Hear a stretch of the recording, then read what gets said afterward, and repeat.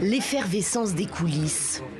On se fait beau ou belle, on se pare de tenues exubérantes, de bijoux, de maquillage sur le visage et sur le corps, comme si le monde extérieur n'existait pas. Ce lieu discret de Nairobi abrite des soirées dites queer, du mot étrange en anglais, qui désigne tous ceux et celles qui ne s'identifient à aucune orientation sexuelle ou identité de genre socialement admise.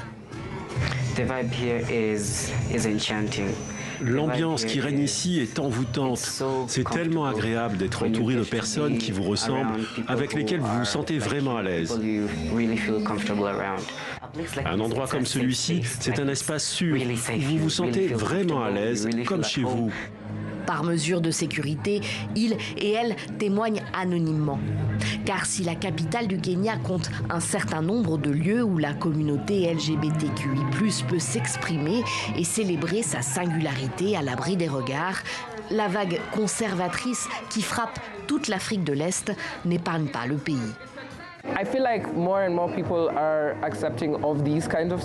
J'ai l'impression que de plus en plus de gens acceptent ce genre de lieu, ce qui nous encourage à organiser plus d'événements de ce genre. Mais en même temps, la perception générale des personnes queer au Kenya n'est pas très positive, surtout si l'on considère que notre gouvernement essaye de faire passer ce projet de loi qui menace littéralement notre existence. La fête terminée, au petit matin, il faudra en effet de nouveau se confronter à la société kenyane, essentiellement chrétienne et conservatrice, majoritairement hostile aux personnes queer, et qui se tend plus encore depuis le débat autour d'une loi dite de protection de la famille. Le texte, déposé en 2023, pourrait être examiné cette année au Parlement. Selon sa dernière version, il prévoit jusqu'à 30 ans de prison pour des relations homosexuelles et incite à la délation. L'Ouganda, voisin de Yoweri Museveni, a donné le la il y a 2 ans en adoptant l'une des lois les plus répressives au monde en la matière. Le délit d'homosexualité aggravée est passible de la peine de mort. Des Ougandais ont trouvé refuge au Kenya, comme ces personnes qui vivent ici dans ce centre d'accueil et témoignent d'un exil difficile.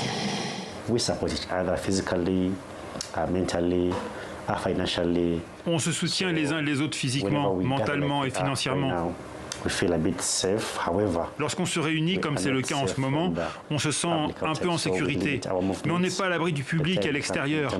Donc on limite nos déplacements, nos entrées et nos sorties. Et on évite de se déplacer en groupe parce que si on nous voit à 2 ou 3, on nous dit qu'on est gay ou trans, et on risque de se faire attaquer et frapper. Il existe un autre lieu, pas festif celui-là, où tout un chacun est accueilli chaque dimanche après-midi, tel qu'il ou elle est. Cet espace de prière qui, depuis plus de 10 ans, fait office d'église pour la communauté queer. Ma relation avec la religion a toujours été compliquée car là dehors, il est impossible de louer Dieu en tant que personne queer et que les gens vous voient normalement. Ils pensent que vous avez un handicap ou autre chose. Donc même si vous essayez de louer le Dieu qu'ils aiment, vous n'êtes pas censé louer Dieu parce que vous êtes queer et le fait d'être queer est un péché. L'endroit est sécurisé. La pasteure qui l'anime propose une lecture différente de la Bible.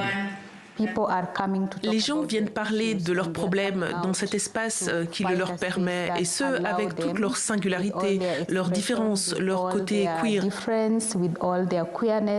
Ils viennent prier et ils savent qu'il y a quelqu'un qui se soucie d'eux. Les fidèles réguliers sont désormais une centaine à se réunir chaque semaine et à attendre avec inquiétude l'examen de la loi qui risque de compliquer encore leur vie au Kenya.